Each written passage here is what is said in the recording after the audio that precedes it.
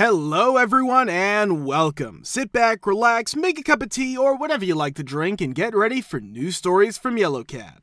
Send your own favorite stories in the comments below and maybe they'll be in our new video. So subscribe to the channel if you're not subscribed yet. Let's get started. Because I automate work that I was hired to do by hand, my friends call me a scumbag. Am I? Part 2. The same thing happened to me at work. It was pretty much just copy-pasting that I was hired to do. It was normal to make mistakes because there was a lot of data. I like being quick and not making mistakes, so I took my time and used a few simple scripts to automate the whole process. This is where things get weird. Since I get paid by the hour, if I get better at being accurate and fast, I get paid less than if I did it by hand. What a kick in the teeth. So, I didn't tell anyone about the scripts. I still do my job, but only work 1 to 2 hours a day instead of 8, which gives me a lot of time to read or do research online. It's not ideal, but I don't mind if no one makes fun of it. The script is too public, because you would look like a superhero if no one knew about it. To answer your question though, no, you're not a jerk. Because you wrote those scripts, it was easier, faster, and better for you to do your job. The bonus should be yours. Don't feel bad about taking advantage of a company's bad policy. They already take up a third of your daily life. It's best to get as much as you can from it. No, I don't think you're doing anything wrong as long as automating the entry process doesn't break a lot of rules. If your bosses are okay with it and don't ask you why you're so much more productive than anyone else, then enjoy it while it lasts.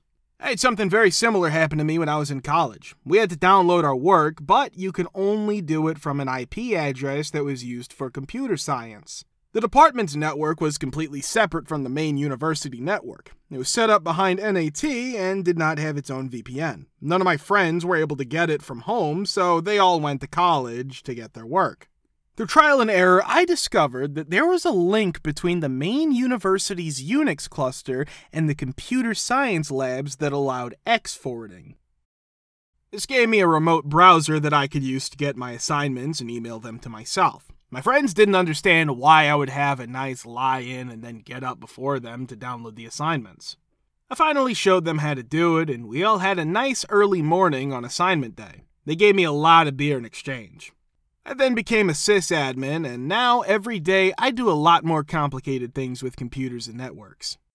I had to move data between 2 systems when I was an intern. One of them is an Excel file, and the other is a website with the company's inventory. At the time, I wasn't very good at coding, so I used Mousetamer to record what I did once. It only took me 20 to 30 minutes to finish. It was thought that the job would take a week. In general, I worked about 7,900% faster than they thought I would. When I showed them the script, my boss laughed for a while. The more important thing is that I learned that the best way to get things done and have good karma is to automate work that you do over and over again, be honest about it, then move on to other work. I still use this karma.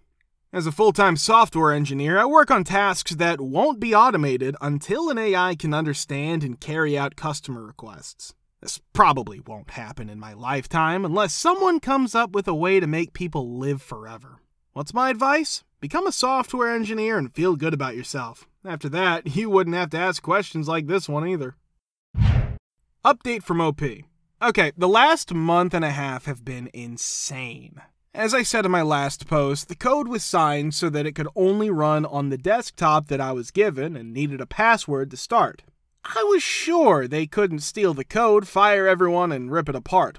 Following this, I told my boss what I was up to. He spoke Dutch and asked, "Is the program still on the desktop at work? Did you do it on company time?" I said yes 3 times. I was fired right away and kicked out of the building. Once I left, I called my boss's superior, or inferior, the higher one, and left him a voicemail saying what happened, and then my boss fired me for it, but I thought he was being close-minded and not open to advancing the company. My boss also called and told me I needed to give him the password. I told him that I no longer have a job and am not required to do that. My boss's boss calls me and wants to meet with me to talk about what really happened. He would listen if it was true that it could save money. But I was determined not to give out the password. Not to be rude or defensive, but the code wasn't meant for anyone to use. It had to be set up in a very basic way. I didn't want to be responsible if someone used it wrong. After a week, I saw him again and we talked about the program over tea. When I asked him if I was doing anything wrong or unethical, he said that the only thing that was wrong was that I coded it on company time when I wasn't supposed to. He also said that the app was fine, they didn't need to hire someone to do it, and that it saved them a lot of money that they had no idea about. They should have hired more people to help, but they didn't because everything was getting done. When we talked about it, he told me I was very talented and asked why I didn't work as a software engineer. I told him I found this job first and was making so much money, which surprised him, so he asked me how much I was making, and I told him the real amount. He was shocked and laughed out loud. I made more than my boss, but not the person I was talking to. He told me that he would love to hire me to work for his company as a software engineer. I agreed, but only if the current workers wouldn't be fired and would be moved around the company. Some useless people, there were a few, would be fired. These people are so stupid it's unbelievable, but he could find jobs for the rest. This was a big one because Dutch people like to learn other languages in sales, HR, and other departments. Some of them were even given training for the jobs.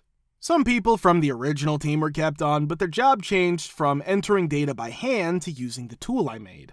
From what I know, the bonus program was cut back a lot, but I bet they're still making more bonus than before, since I was taking it all. Now I'm the lead software engineer for my own department and make the same base pay plus bonus as before. Unfortunately, there is no bonus. Many people got better jobs or moved departments, which means most people got a good deal. Not my boss. They were mad at him before this, and they were even more mad after it. He was fired because he was known for being a bad boss. Well, whatever. After he left, they hired someone from my team to do his job. It worked out for 99% of people. Redditors with neighbor/HOA from H, what happened? Part 2. My wife and I bought our first home together. We chose to buy a corner lot so that there would be space between us and our neighbors. The house had been empty for a year while 2 buyers turned it into a rental. Our neighbors were used to parking in our driveway and on the street next to our lot. Most of the people in the neighborhood where we bought a house used their garage as extra storage because there aren't any basements or attics. And since there isn't an HOA to police things, there are good and bad streets and houses. So we go up to one neighbor and tell them we bought the house. They're happy to hear it and park their car back in their driveway. A truck parks on the side of our house, though, and tries to hide behind a bush and a tree. Our house backs up to a small cul-de-sac that's away from the main road. During the first week, we move in and move things around. I never see this neighbor. When Christmas comes around, my wife and I are going to visit family at our grandparents' house. The neighbor's truck pulls up, parks, and they start walking across the street to their house. When I walk up to him, I open the front door. He doesn't pay attention. When I say, "Hi, Merry Christmas," he keeps walking to his house. I say, "Hi, excuse me, sir," and he walks away. I speed up and walk in front of him. He then asks, "Can I help you?" "Hello, my name is Sean, and my wife and I just bought this house." When the house wasn't being used, the neighbors used to park in the driveway and on the lot line. Now that it's owned, would you mind parking your truck in your driveway? Plus, I forgot to say that his driveway has plenty of room for a truck right now. You have no right to be upset about where I park my truck.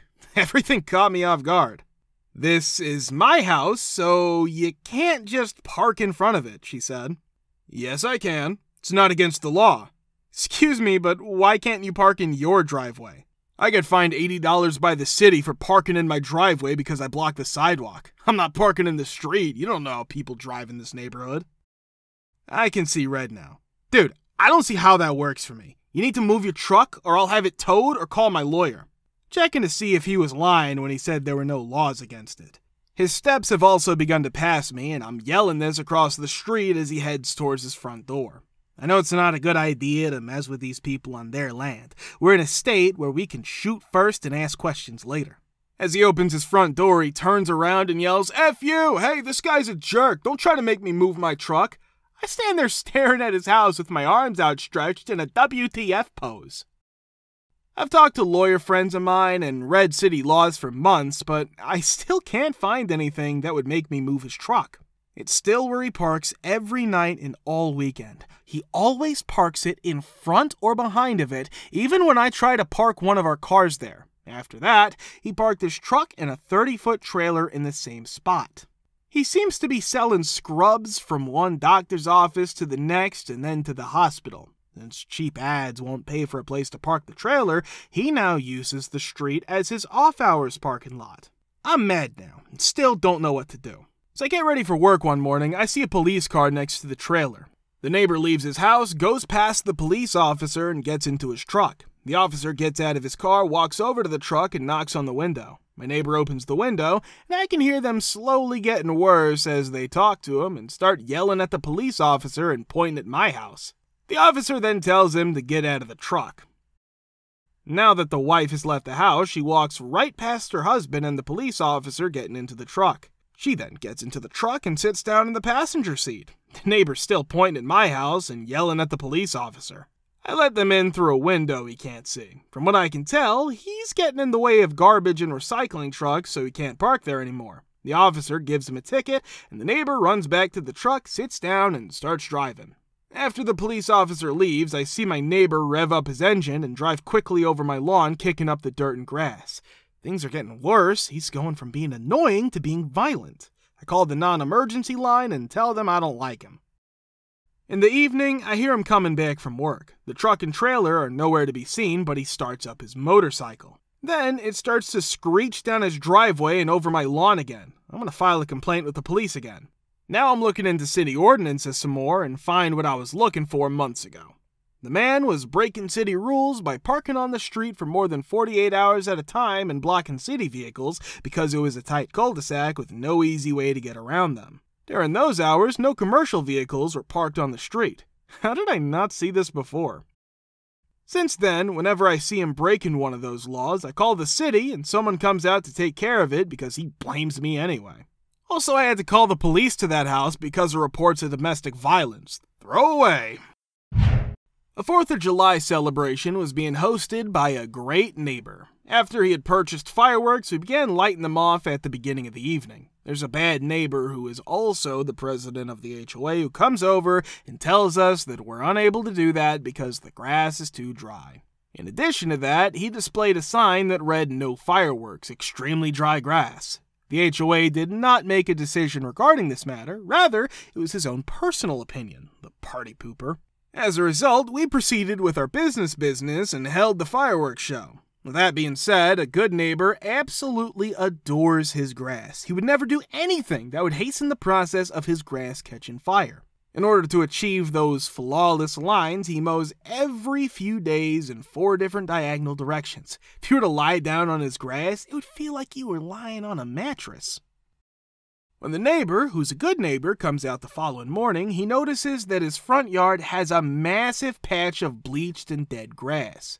Over the course of the night, a sloppy neighbor had poured a bucket of bleach. My husband takes action and confronts the neighbor who's being unruly. Following that, the bad neighbor screams at my husband while he smacks him across the back of the legs with his cane. To make a long story short, the unfortunate neighbor was removed from his position as president of the HOA, and no one was upset to see him go. If you want to watch the part 1, click the link here. Thank you for subscribing, the likes, and comments. We're very happy to see you all in the comments too. Thanks for your support.